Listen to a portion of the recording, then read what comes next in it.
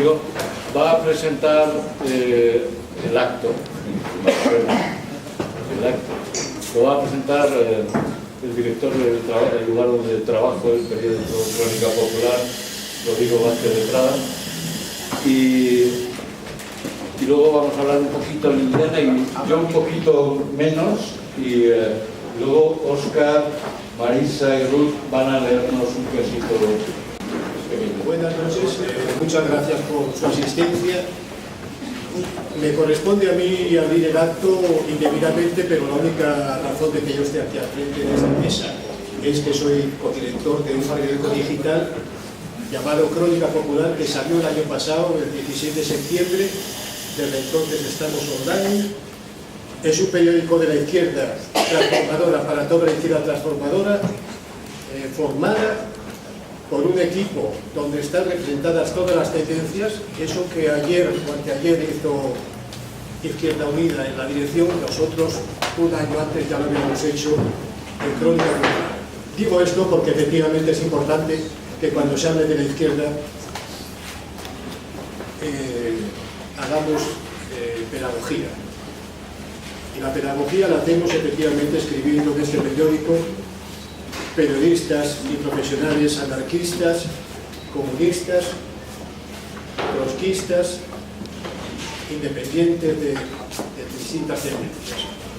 Y en nuestras páginas se publican todas, absolutamente todas, las comunicaciones, todas las posturas, las posiciones de lo que queremos que un día entre todos sea la alternativa al bipartidismo, y no solamente a las políticas neoliberales, sino efectivamente a la situación actual, al capitalismo, porque nosotros estamos trabajando por una sociedad más justa, más solidaria, por el socialismo. Bien, les invito a todos ustedes, os invito a todos vosotros a que os metáis en nuestras páginas para que comprobéis que lo que digo no es pura propaganda, no me interesa para nada. Entre los integrantes del equipo de Crónica Popular está Octavio Colis, y de vez en cuando también forma parte de nosotros también Liliana Pineda. Liliana Pineda la conocéis todos vosotros, es una activista social, abogada, penalista, autora de novelas, tiene 2 novelas ya editadas en España, Los Blanqueadores, la segunda, de hace unos pocos meses, y Viaje de ida y vuelta, Madrid, Caracas, Bogotá. A toda su labor política, o en toda su labor política, destaca como una activista social del movimiento social más importante que ha surgido en los últimos años en España, que es el 15M. Liliana Pineda forma parte de la Comisión de Economía del 15M, gracias a la cual muchos jóvenes y muchos mayores han podido enterarse de lo que es la actual crisis del capitalismo financiero, de la ilegitimidad de la deuda del Estado y de la deuda privada que se reclama a España, y de las alternativas económicas que se plantean a la actual situación. Liliana Pineda es la autora de 22 cuentos que se recogen en este libro. Yo digo que pulcra y escrupulosamente bien editado. Es un modelo de edición en unos momentos en los que las ediciones no son precisamente de lo que mejor se hace.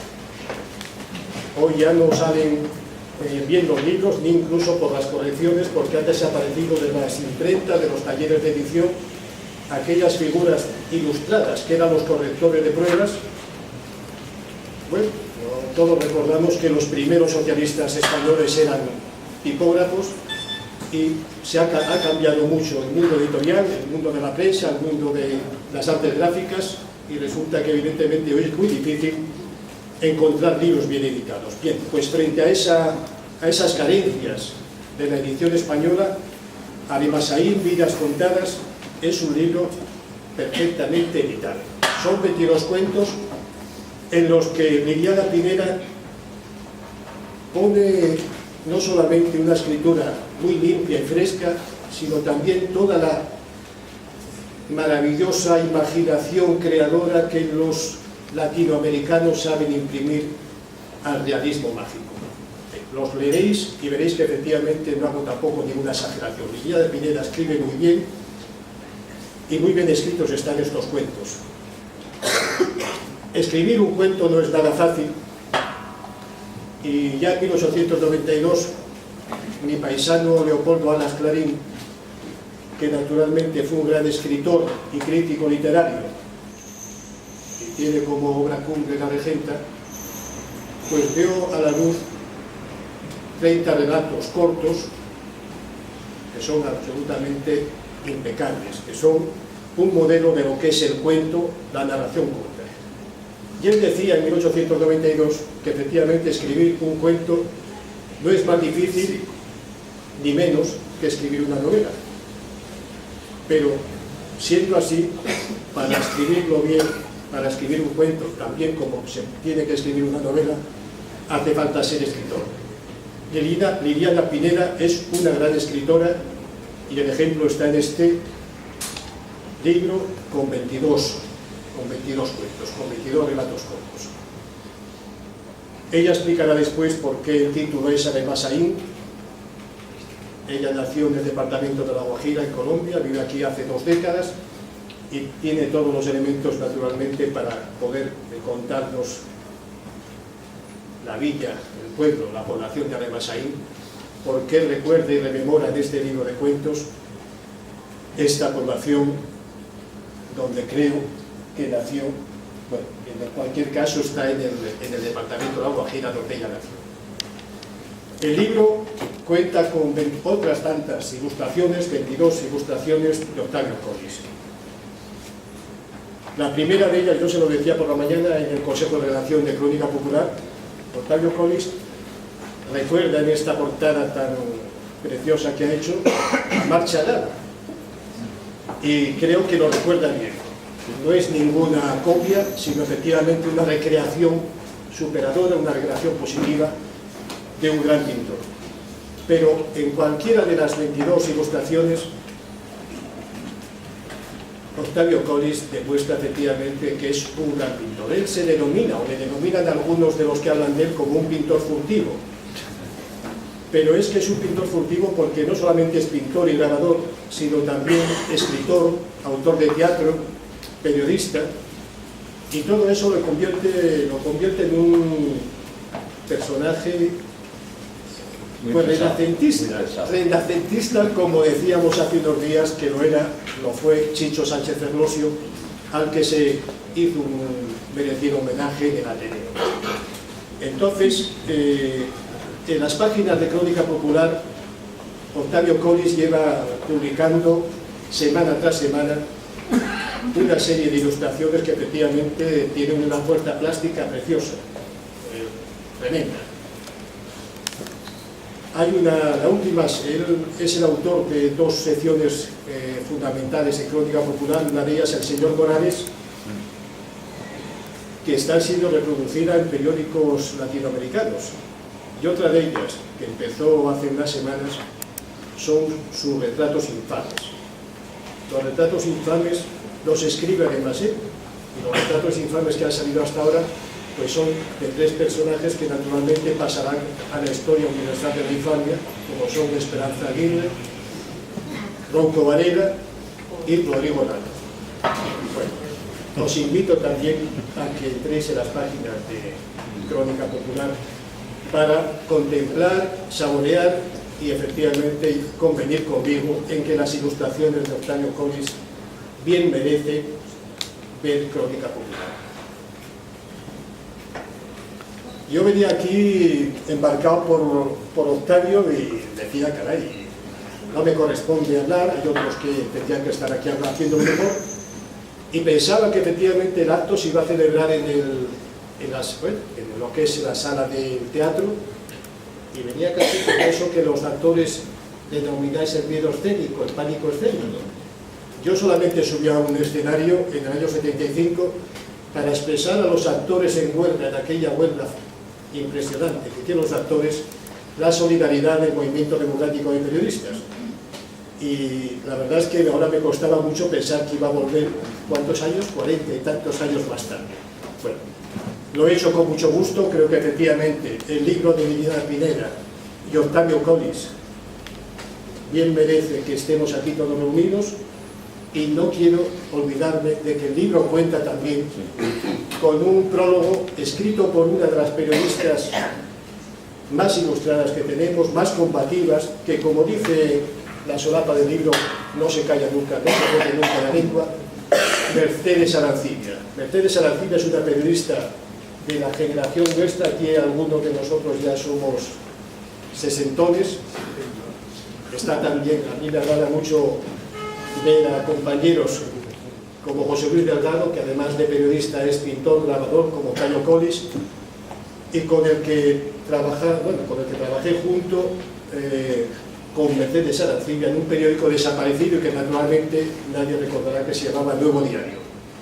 Bien, Mercedes Arancibia ha escrito un prólogo que tenéis que leerlo, porque introduce perfectamente, con una prosa bellísima y que tiene mucha fuerza, en el libro. Manda un saludo muy afectuoso a todos, y yo quería hacerle este homenaje porque efectivamente es una de las grandes periodistas españolas. La única mujer que ha dirigido un periódico en España. Efectivamente. Bueno, pues sin más, muchas gracias por asistir a este acto, y cedo yo la palabra a quienes tienen que ir. Se llamaba Juan Gris, era poeta. Todos los habitantes del pueblo lo conocían y lo estimaban. Todos, menos los niños, que le temían por su color de piel, azul sombría, y su mirada oscura, penetrante y profunda. Juan Gris no había cumplido aún los 90 años, cuando fue víctima de un gran homenaje, y al poco tiempo murió. Se trataba de la Cruz al Mérito de la Recitación. Cada año se hacía pública una larga lista con los nombres de los nominados. Al final del concurso, el presidente de la República en persona escogía al ganador y le colocaba en el pecho una insignia con la distinción y en las manos un pergamino acreditativo del premio. Juan Gris no tenía nada de nada, y esa era quizá la razón y la causa de su vocación. Dormía sus noches en el antejardín de la casa del alcalde, y todas las mañanas, de camino al parque, improvisaba historias fantásticas y versos de amor, con los que complacía y asombraba a los parroquianos, en especial a las turistas de fin de semana y a los jóvenes, dispuestos unas y otros a pagarle aquel asombro con pasteles de huevo y pescadito frito, de aquellos que venden las negras pechugonas en cualquier playa de la región, medianamente concurrida. «Se llama Juan Gris», coreaban las matronas, «y no tiene casa, ni mujer, ni familia, ni bolívares». Así, Juan Gris dormía o comía y pasaba la vida componiendo versos e inventando historias por encargo, para la mera entretención. Las gentes humildes, que lo conocían bien, lavaban y planchaban su ropa.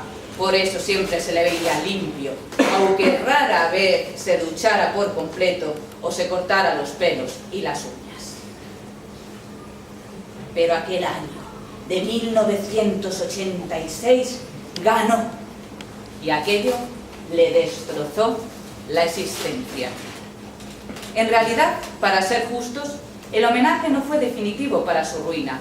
Lo que lo mató fue el premio. Un apartamento amueblado, en un edificio de lujo, con portería y ascensor. ¡Qué desastre! A partir de ese momento, nadie lo consideró pobre. Como no le fue posible seguir durmiendo en el antejardín de la casa del alcalde y las gentes del pueblo dejaron de encargarle canciones, perdió la inspiración irreversiblemente. Ya más nadie le lavó la ropa. Hambriento, maloliente y deprimido, inició alguna gestión para deshacerse del premio, lo cual fue interpretado como una iniquidad por el alcalde, quien lo mandó detener por desagradecido. Encerrado en la comisaría, solo durmió una noche, tiempo suficiente para que enfermara de angustia claustrofóbica. Juan Gris salió de allí atacado de muerte. Apenas unas horas duró. agonizante, en una banca del parque, olisqueado por los perros callejeros, solo y hambriento. Como poeta vivió y como poeta murió. Su premio fue subastado por el ayuntamiento.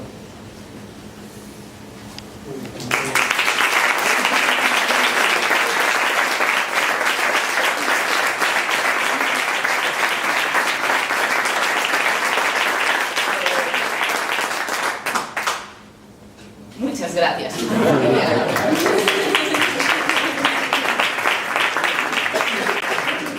una narradora de cuentos, por eso no me he podido sustraer a la tentación de contar el cuento de Sandra.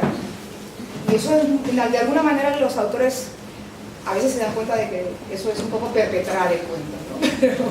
Pero ella ya me conoce y ya me ha visto hacerlo.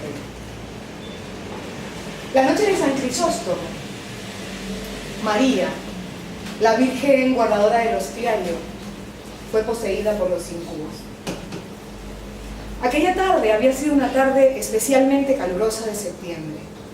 Una tarde en que las migalas tejían sus telarañas y recorrían parsimoniosamente las paredes gruesas del convento. María, agotada por los oficios del día, se quedó dormida bajo un delicado manto de lilas y alelíes, completamente desnuda. Esa misma noche, los incubos la poseyeron. María tenía 15 años y había vivido desde que tenía memoria interna en el convento de las terciarias capuchinas, en Aremasain. En realidad no se llamaba María, se llamaba Juliana, Juliana Arganda.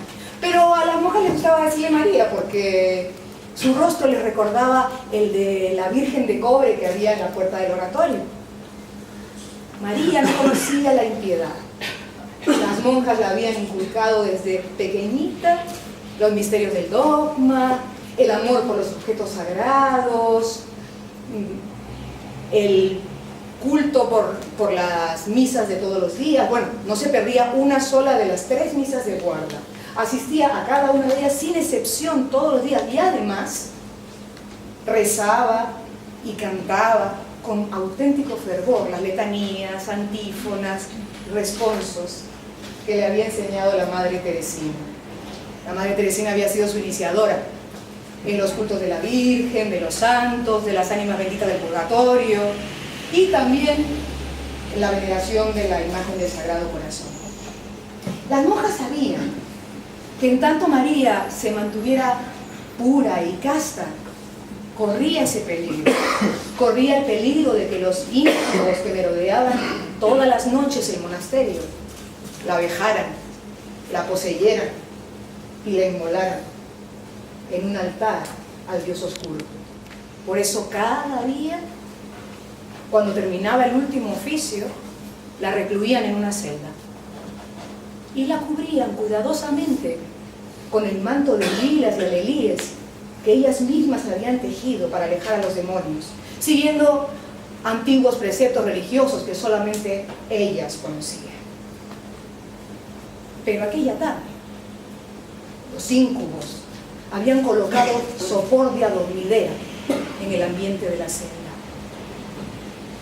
La hierba que calienta la tarde, la hierba que adormece y desinhibe y obliga a las mujeres a despojarse de sus vestiduras.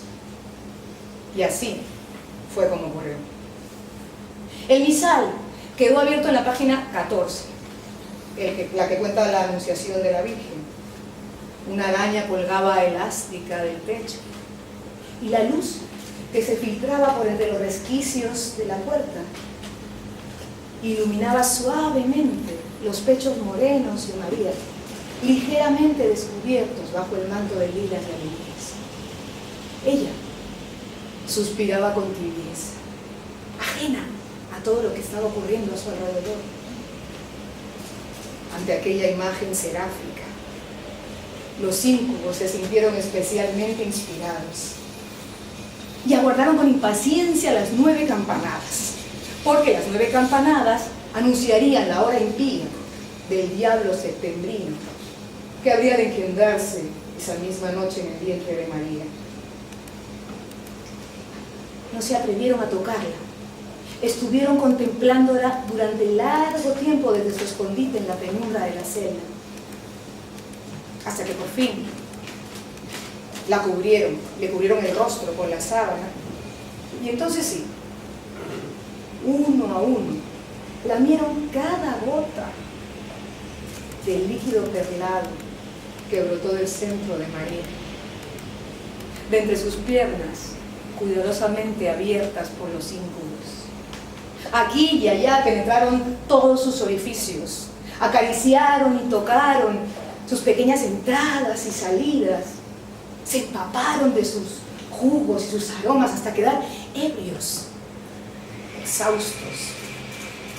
Al otro lado del convento, las monjas despertaron temblorosas al amanecer. Quién sabe si contagiadas en el aire de la dormidera, pero eso sí, teniendo ese extraño presentimiento, tuvieron que salir corriendo. Y llegaron todas a la celda de María. Y ahí la encontraron, inerte, lívida, tendida en el lecho, con el rostro descubierto, el semblante sereno.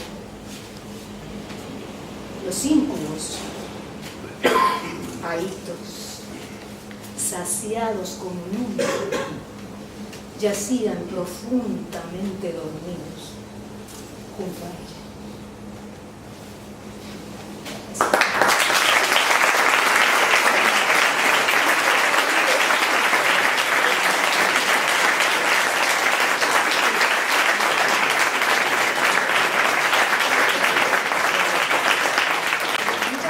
Uno que no era el que me has dicho que tengo que leer. Lo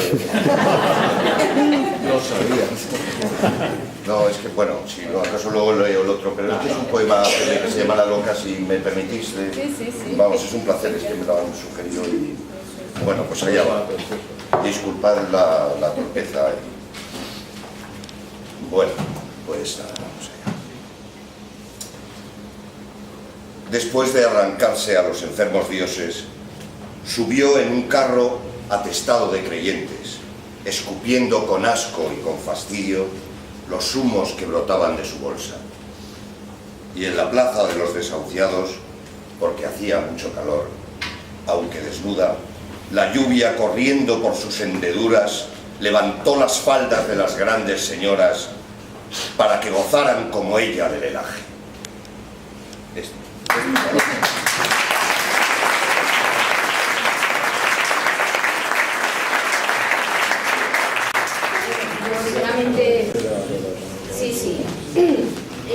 Fundamentalmente para agradecer a todos mis amigos y amigas, así como a la presencia de los amigos y amigas de mis amigos, ¿no? A los cuales va principalmente dedicado este libro. Este libro, el cual merece hoy que celebremos su publicación, no solo por los hermosos dibujos de Octavio, sino también por ese tremendo regalazo que nos ha hecho Mercedes Arancibia con ese prólogo maravilloso. Agradecer a Rodrigo Vázquez de Prada, a Ruth Castronovo, desde luego a Azúcar Ladoy, que es un lujo también tenerle, y a Marisa, mi gran amigo.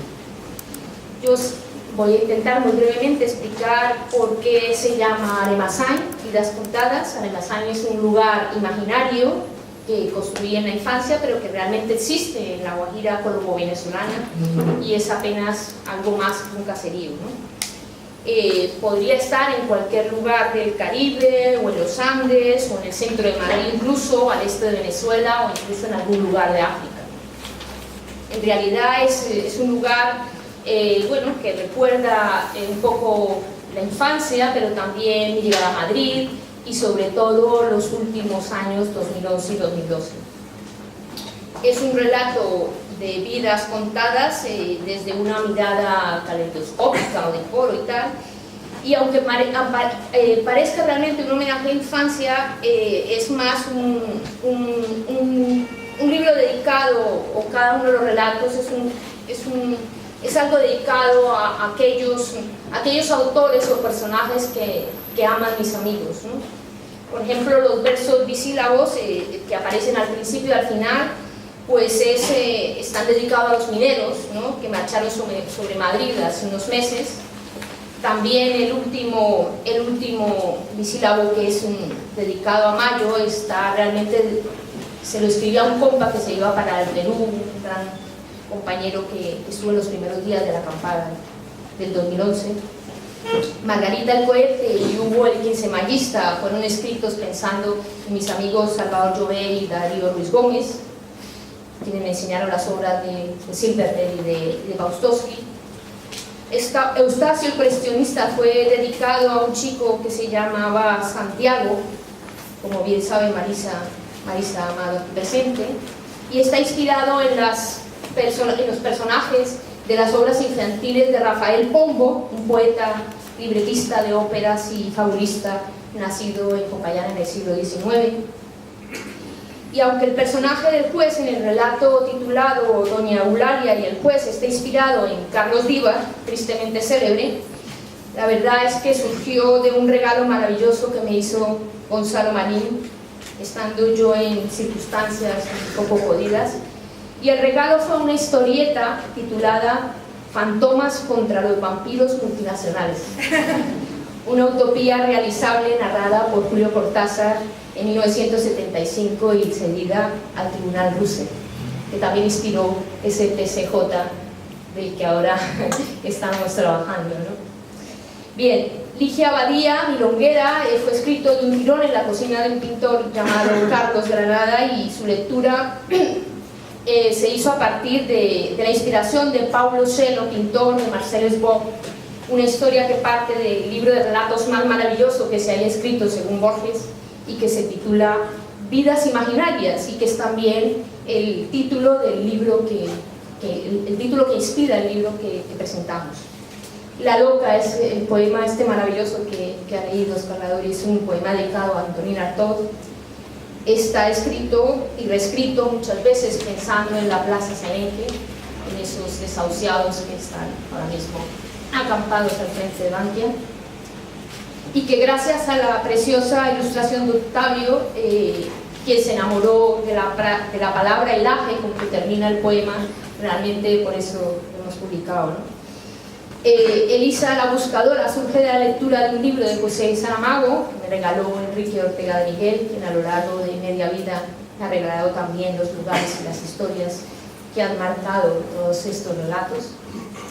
Y Antonio el Explorador es un relato dedicado a la obra de René Passet, a la que he llegado por curiosidad y casualidad trasteando en los escritos publicados en la red de José Manuel Naredo. Fue el propio José Manuel aquí presente quien leyó después de Octavio este escrito, ¿no? y que de alguna manera fue inspirado por los propios versos de José Manuel, que me permito leer ahora mismo, y que dicen: la crisis que el capitalismo vino cebando con su descarnado afán de lucro, con su consentido estupro, de las riquezas de la naturaleza, de los castigados por la pobreza, de los sometidos a sus bajezas, de la burguesía local, de todo el cuerpo social, caciqueando, privatizando, expoliando, desregulando, masacrando, endeudando. El capitalismo ha venido largo tiempo alimentando el descontento laboral, el servilismo indigno, el estado de malestar, el negocio fraudulento, la crispación y la violencia, el estado policial, el consumo banal, la riqueza innecesaria, la desconfianza empresarial, el desequilibrio económico, la burbuja inmobiliaria y la crisis como tal. No quiero seguir revelando más inspiraciones, pues cortaría la imaginación de muchos de los que vais a leer estos textos, y sobre todo vais a disfrutar de las ilustraciones de Octavio.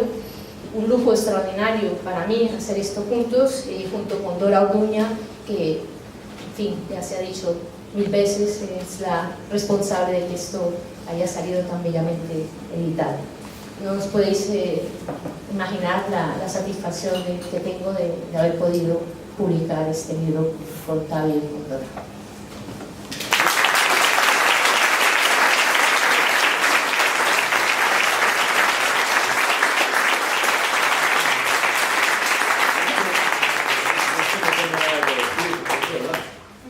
Está ahí.